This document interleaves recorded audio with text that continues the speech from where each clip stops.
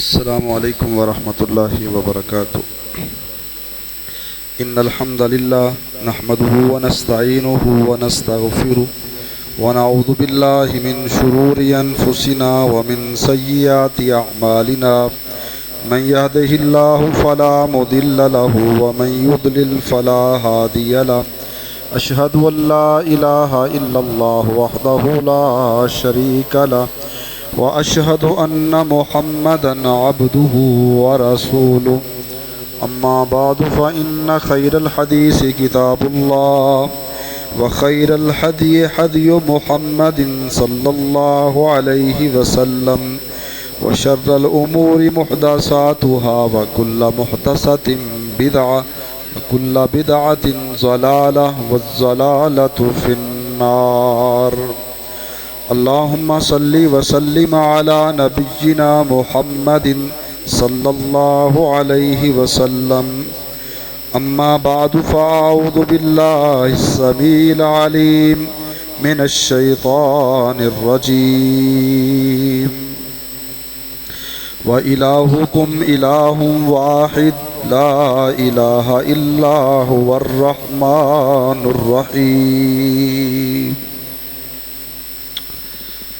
ہمہ قسم کی حمد و ثنا، تعریف و توصیف، حمد و ثنا، عظمت و بڑائی اللہ احکم الحاکمین، خالق کائنات، مالک ارض و سما کی ذات اقدس و مقدس کے لیے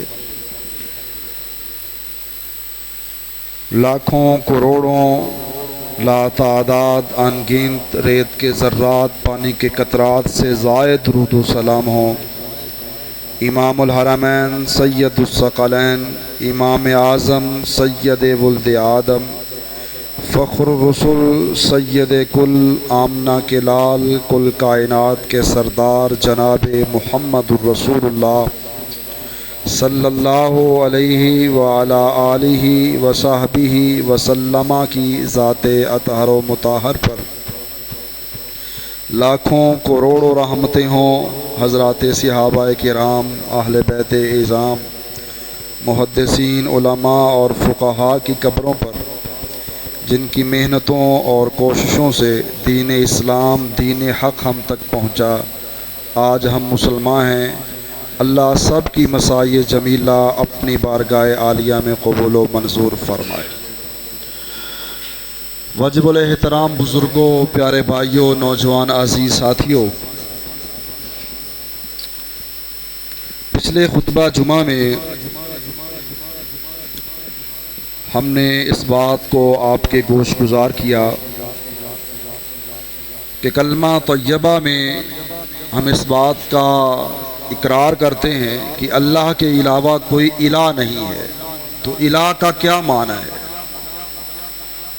اور پھر 20ویں پارے کے آغاز سے 5-6 آیات کی روشنی میں ہم نے دیکھا کہ الہ صرف اس کو نہیں کہتے کہ جس کی عبادت کی جائے، بلکہ الہ کے قرآن مجید نے خود اللہ رب العزت نے کئی اور معنی بھی بیان فرمائے، اور ان معانی کو میں نے آپ کے گوش گزار کیا تھا۔ جناب یونس علیہ السلام کے حوالے سے آپ نے سن رکھا کہ اپنی قوم سے ناراض ہو کر اللہ کی اجازت کے بغیر اپنی بستی کو چھوڑ کر وہاں سے نکل پڑتے ہیں۔ پیغمبر علیہ السلام کا یہ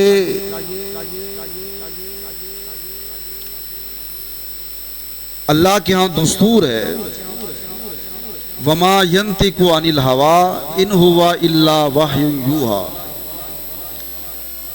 پیغمبر اس دنیا میں رہتے ہوئے اپنی مرضی سے اپنی زبان بھی اس کو جنبش نہیں دے سکتا۔ چہ جائے کہ پیغمبر ایک بستی کو چھوڑ کر ان سے ناراض ہو کر اللہ کے حکم کے بغیر وہاں سے نکل جائے۔ اللہ اکبر۔ وہاں سے نکلتے ہیں، قرآن مجید نے ان کا تذکرہ کیا ہے سورہ الصافات میں اور سورہ الانبیاء میں. اور قرآن مجید کے حوالے سے میں پہلے بھی کئی بار گوش گزار کر چکا ہوں کہ جو منشا ہوتا ہے، جو لب لباب ہوتا ہے، جس میں نصیحت ہوتی ہے، ان سارے واقعات میں سے قرآن مجید وہ حصہ بیان کرتا ہے. اب وہ بستی سے کیسے نکلے، کس چیز پر سوار ہو کر نکلے، کس ٹائم نکلے، کتنے لوگ نکلے، کیا بات چیت ہوئی، کیا وجہ بنی، قرآن مجید بالکل اس حوالے سے خاموش ہے.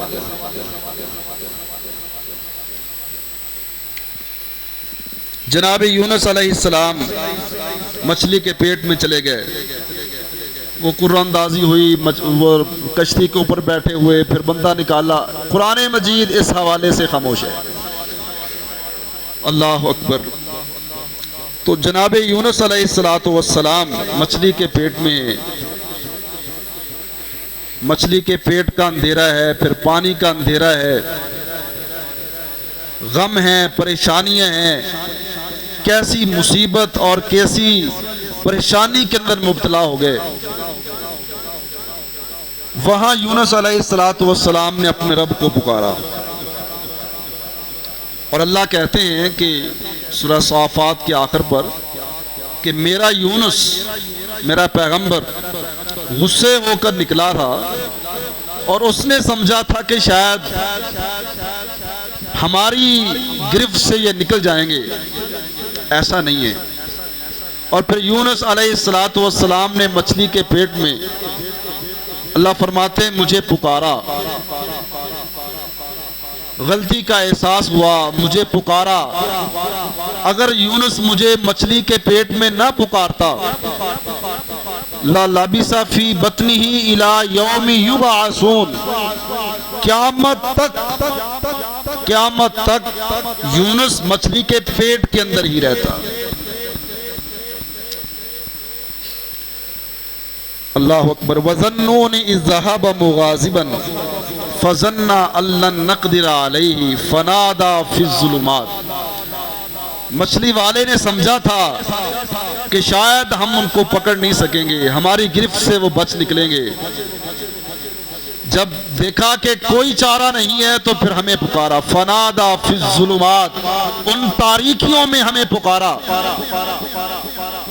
اور پکار کر، اس پکار کے الفاظ کیا تھے؟ اللہ الہ الا انت سبحانک انی کنت من الظالمین. لا الہ الا انت سبحانک، لا الہ الا انت سبحانک. اے کائنات کے رب، آپ کے علاوہ کوئی الہ نہیں ہے، کوئی الہ نہیں ہے. آپ پاک ہیں، بے شک میں ہی ظالموں میں سے تھا. یونس علیہ السلام کے اس واقعے کو سامنے رکھیں، اس کی پریشانی، اس کی مصیبت اور اس کے غم کو قرآن مجید نے بیان کیا ہے، وہ سامنے رکھیں. اور یونس علیہ السلام کی اس دعا کو سامنے رکھیں، اور یونس علیہ السلام کے ان الفاظ پر غور کریں. کیا انتخاب کیا تھا یونس علیہ السلام نے اپنے الفاظ میں؟ رہتی دنیا تک کے لوگوں کو سمجھا گئے لا الہ الا. یونس علیہ السلام کی پریشانی، ان کا دکھ، ان کی مصیبت میرے اور آپ کے سامنے ہے.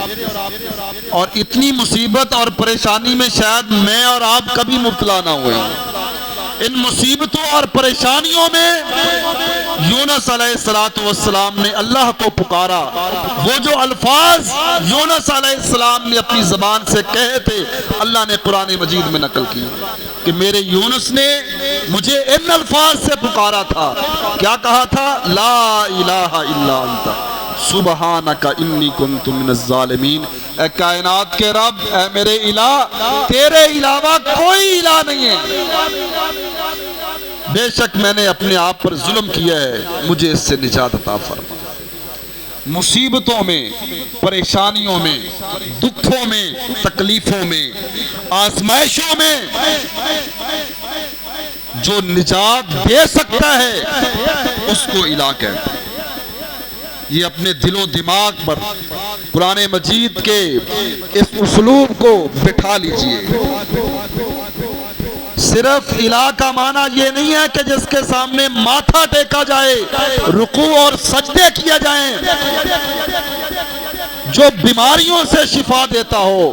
سورہ العنکبوت کی روشنی میں نے پچھلے جمعہ میں عرض کیا تھا، امن یجیب المضطر اذا دعا ویکشف السوء، کہ کون ہے جو مصیبت زدہ شخص کی مصیبت کے وقت دعا کو سنتا ہے، بیمار کی دعا کو سنتا ہے اور پھر مصیبتیں اور بیماریاں اس سے ختم کر دیتا ہے۔ الہ مع اللہ، کیا اللہ کے علاوہ کوئی معبود ہے؟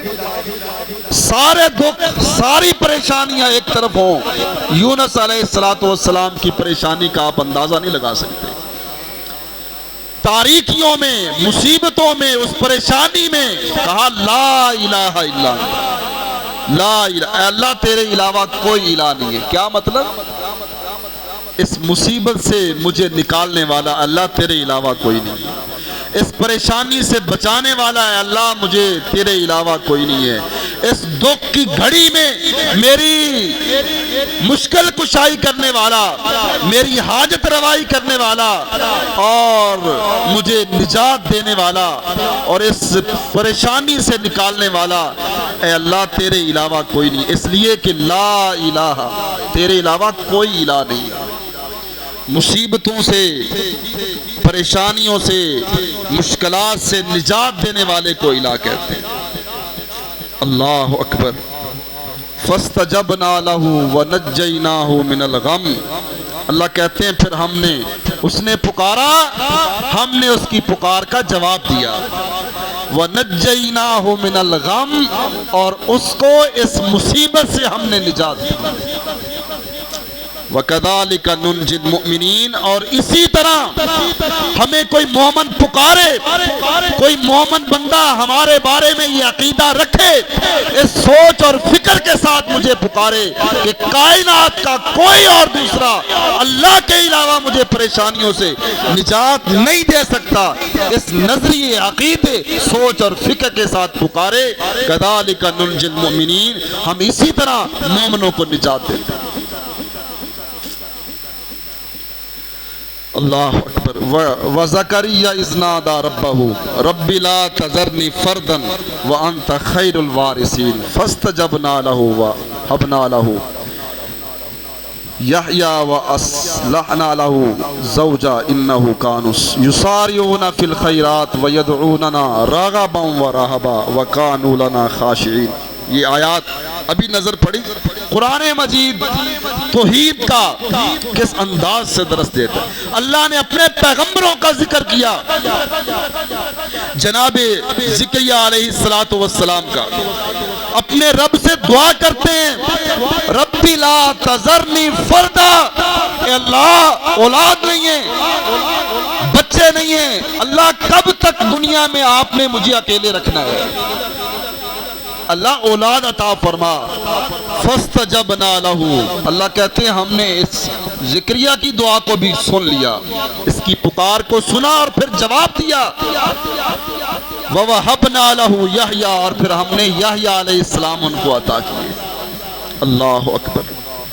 اور یہ پیغمبر پیچھے یونس علیہ السلام کے واقعے سے پہلے بھی اور بعد میں بھی مختلف انبیاء کا اللہ نے ذکر کیا اور فرمایا انہم کانوا یسارعون فی الخیرات، یہ اللہ کے راستے میں خرچ کرنے کے حوالے سے، نیکی کے معاملے میں بہت جلدی کرنے والے تھے۔ وَيَدْعُونَنَا رَغَبًا وَرَهَبًا، ہر حال میں یہ پیغمبر ہمیں پکارتے تھے۔ پیغمبر اپنی مصیبتوں کے وقت، اپنی پریشانیوں کے وقت اولاد لینی ہے، زکریا علیہ السلام اپنے رب کے سامنے ہاتھوں کو اٹھا کر کھڑے ہیں، دعا بیماری سے شفا کے لیے مانگنی ہے۔ جناب ایوب علیہ السلام اپنے رب کے سامنے ہاتھوں کو اٹھا کر کھڑے ہیں، وَإِذَا مَرِضْتُ فَهُوَ يَشْفِينِ۔ جناب ابراہیم علیہ السلام کہتے ہیں میں جب بھی بیمار ہوتا ہوں میرا رب ہی مجھے شفا دیتا ہے۔ اللہ اکبر۔ جناب ایوب علیہ السلام کی بیماری کا اللہ رب العزت نے ذکر کیا، وَأَيُّوبَ إِذْ نَادَى رَبَّهُ أَنِّي مَسَّنِيَ الضُّرُّ وَأَنْتَ أَرْحَمُ الرَّاحِمِينَ۔ اس وقت کو یاد کرو لوگو جب میرے ایوب نے مجھے پکارا تھا اور کہا تھا اے اللہ مجھے تکلیف پہنچی ہے، میں بیماری میں سخت بیماری میں مبتلا ہو گیا ہوں، وَأَنْتَ أَرْحَمُ الرَّاحِمِينَ، اور دنیا میں سب سے زیادہ رحم کرنے والے آپ ہیں، مجھے شفا عطا فرما۔ اللہ فرماتے ہیں فَاسْتَجَبْنَا لَهُ، ہم نے اپنے ایوب کی دعا کو سنا، جواب دیا، اور جواب کے طور میں کیا کیا؟ فَكَشَفْنَا لَهُ مَا بِهِ مِنْ ضُرٍّ، جو بھی پریشانی، جو بھی تکلیف، جو بھی بیماری ان کو پہنچی تھی، اللہ فرماتے ہیں فَكَشَفْنَا، ہم نے اس کو ختم کر دیا۔ اللہ اکبر۔ اور پھر حضرت اسماعیل کا، ادریس کا، ذوالکفل کا، کل من الصابرین ذکر کرنے کے بعد فرمایا یہ سارے صابر تھے، سارے صبر کرنے والے تھے۔ وَأَدْخَلْنَاهُمْ فِي رَحْمَتِنَا إِنَّهُمْ مِنَ الصَّالِحِينَ، اور ان سب کو ہم نے اپنی رحمت میں شامل کیا ہوا تھا، اس لیے کہ یہ سارے میرے نیک بندے تھے۔ ان نیک بندوں کا ذکر کرنے کے بعد، ذکر کرنے سے پہلے، ذکر کے دوران، بعد میں اللہ رب العزت جو سمجھانا چاہتے ہیں، میرا ایوب بیمار ہوا تھا، اس نے مجھ کو پکارا تھا اور میں نے شفا دی تھی۔ میرا یونس ایک پریشانی میں مبتلا ہوا تھا اور اس پریشانی میں اس نے مجھے پکارا تھا، میں نے اس سے اس پریشانی کو ختم کیا تھا۔ اللہ اکبر۔ اور اس سے پہلے اللہ اکبر جناب ابراہیم علیہ السلام کا ذکر ہے۔ اللہ اکبر۔ جناب ابراہیم علیہ السلام کو آگ میں ڈال دیا گیا تھا، اور آگ کئی مہینوں سے پہلے جل رہی تھی، پورے اہتمام کے ساتھ نمرود نے وہ آگ جلائی تھی۔ ساری قوم دشمن ہے، علاقہ دشمن ہے، خود والد دشمن ہے، گھر والا کوئی نہیں مان رہا، اور اس عالم میں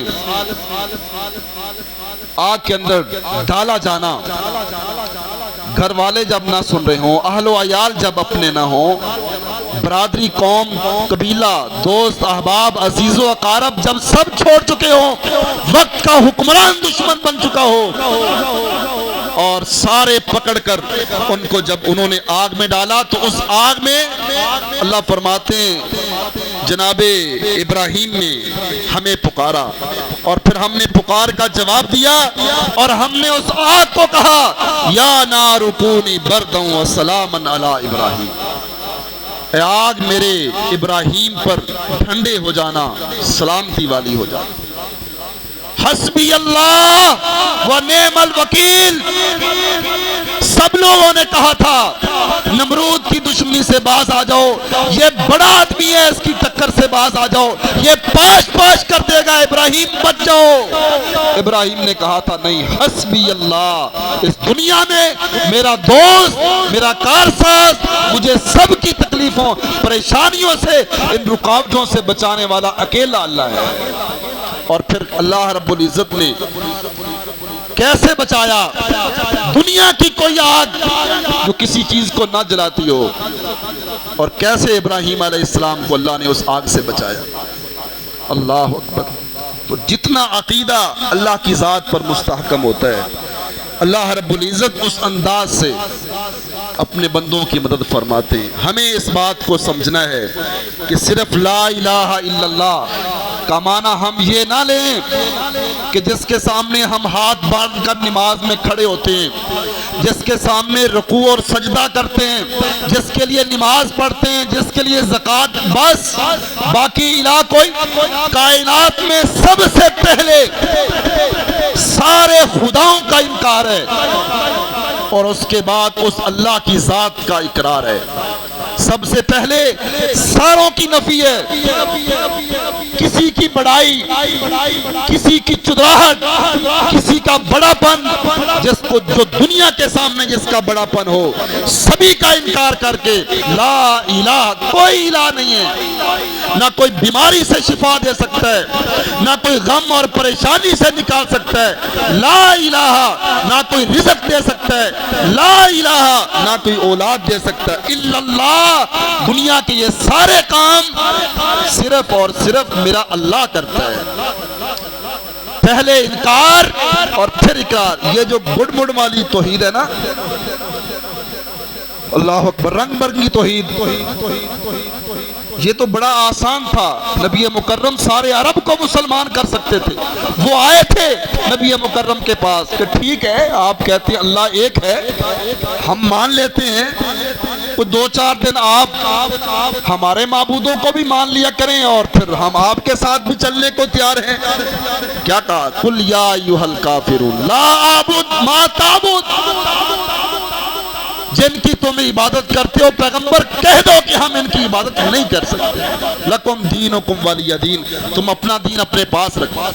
جس دین میں ملاوٹ ہے، جس دین میں اس طرح کی رنگ برنگی توحید ہے، ایسی توحید اللہ کو نہیں چاہیے۔ اور پھر اللہ رب العزت نے اس توحید کو ماننے کے حوالے سے جناب ابراہیم علیہ السلام کا سورہ ممتحنہ کے اندر اسوہ بیان کیا ہے کہ توحید کو ماننا ہے، اللہ کو الہ ماننا ہے تو اس کا انداز کیا ہونا ہے۔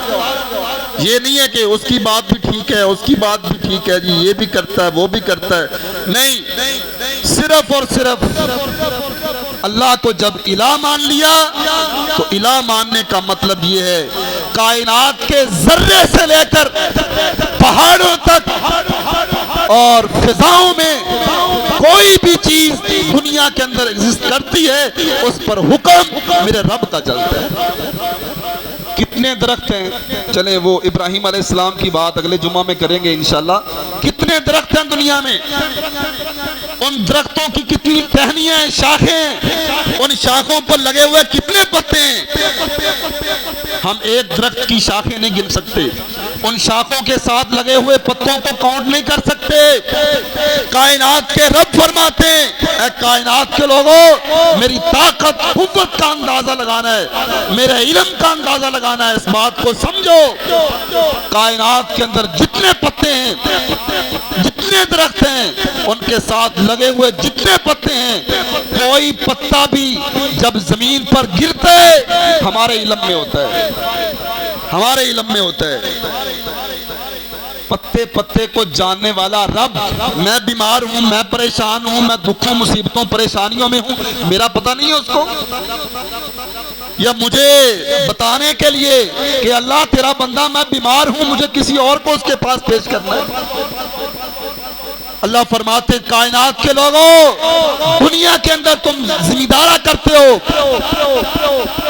کسانوں تم بیج کو زمین کے اندر بوتے ہو اناج اگانے کے لیے، تمہیں پتہ ہے 1 ایکڑ کا بیج میں اور آپ گن نہیں سکتے، 1 ایکڑ کا کتنی زمین ہے، کتنے کسان ہیں، کتنا کچھ زمین سے اگ رہا ہے۔ اللہ فرماتے ہیں ایک دانہ بھی جو زمین میں آتا ہے ہمارے علم میں ہوتا ہے، کون سا کسان کون سے کھیت میں کیا بیج بو رہا ہے، اور پھر اس کو انگوریوں کی شکل میں لانا یہ ہماری ذمہ داری ہے۔ جو ایک ایک دانے کو جانتا ہو، جو ایک ایک پتے کو جانتا ہو، کالی رات ہو، کالی چونٹی ہو، کالے پتھر پر چل رہی ہو، 7 آسمانوں کے اوپر بیٹھا ہوا ہو رب، اس چونٹی کے چلنے کی آواز کو بھی سنتا ہے اور اس چونٹی کو اپنی نظر رحمت سے بھی دیکھ رہا ہوتا ہے۔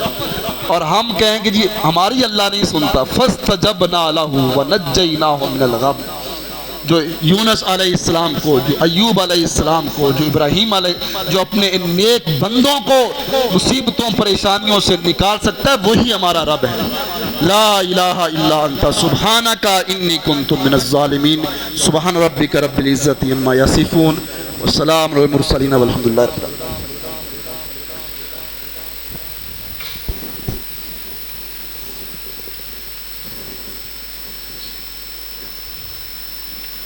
إن الحمد لله نحمده ونستعينه ونستغفره ونعوذ بالله من شرور أنفسنا ومن سيئات أعمالنا من يهده الله فلا مضل له ومن يضلل فلا هادي له أشهد أن لا إله إلا الله وحده لا شريك له وأشهد أن محمدا عبده ورسوله اللهم صل وسلم على نبينا محمد صلى الله عليه وسلم ربنا آتنا في الدنيا حسنة وفي الآخرة حسنة وقنا عذاب النار لا إله إلا أنت سبحانك إني كنت من الظالمين سبحان ربك رب العزة عما يصفون سلام على المرسلين والحمد لله رب العالمين